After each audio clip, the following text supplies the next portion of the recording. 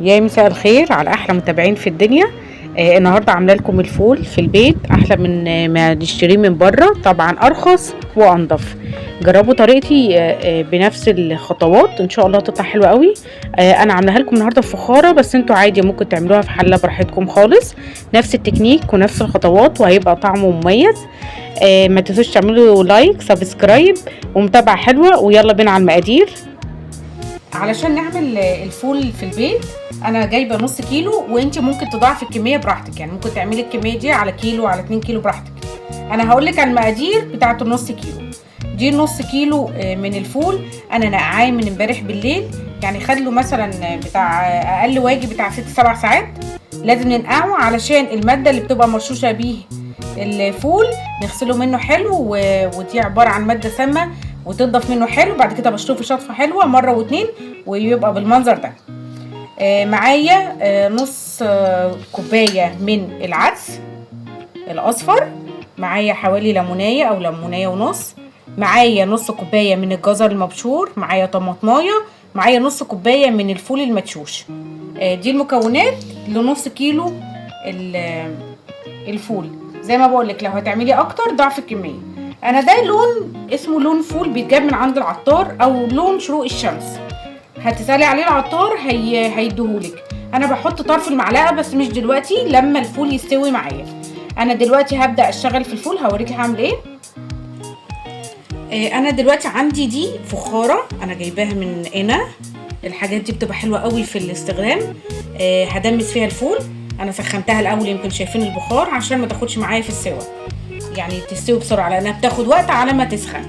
هبدا احط فيها الفول بالمنظر ده اهو، واحط فيها باقي المكونات اللي انا وريتها لكم، العدس والليمون والفول والجزر، كل الحاجات هحطها على بعض بالمنظر ده اهو.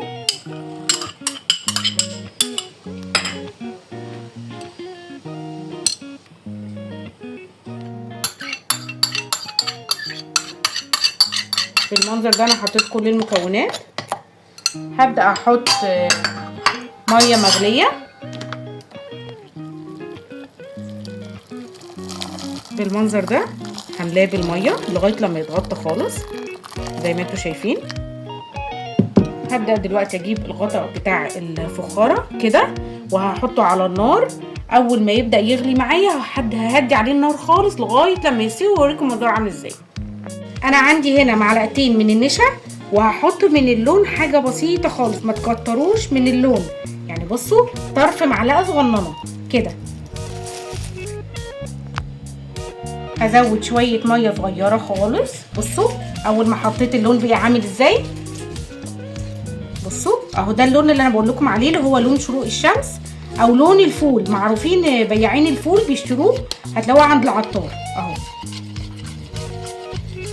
شايفينه؟ ما تكتروش اللون، يعني كده ده حلو خالص. انا عندي الفول اهو زي ما انتوا شايفين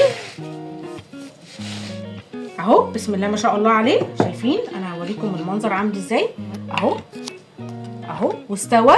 ده بالظبط اخد معايا حوالي 3 ساعات او 2.5 ساعات، يعني حسب كل فوله ما بتاخد ايه معاكم. شايفين هو مش مستحمل معايا، مستوي زي الفل اهو. انا دلوقتي هنزل دول، وبالايد التانية هحرك احطه على النار غلوه واحده بس، ما نتقلش عليه علشان النشا ما يتركزش تحت ويتحرق مني. انا كل الفكره ان ياخد معايا بس اللون والسمك اهو زي ما انتوا شايفين اهو. انا اللون كده معايا ظبط، ممكن ما ياخدش معاكم الكميه كلها، وممكن نزود حاجه بسيطه خالص اهو. شايفين الفول اللون بيعمل ازاي. انا هحطه دلوقتي على النار يغلي غلوه واحده، وهقدمه لكم وتشوفوا منظره عامل ازاي. كده انا خلصت الفول. انا بحط له شويه ليمون وزيت وشويه كمون وشويه طحينه زي ما انتم شايفين، وبتقدميه وبالف هنا وشفا. لو حابه تحطي زبده او تحطي سمنه بلدي بيبقى خطير طبعا. الباقي انا بحطه في اكياس وبحطه في الفريزر، بطلعه عند الاستخدام. ما تنسوش لايك وسبسكرايب.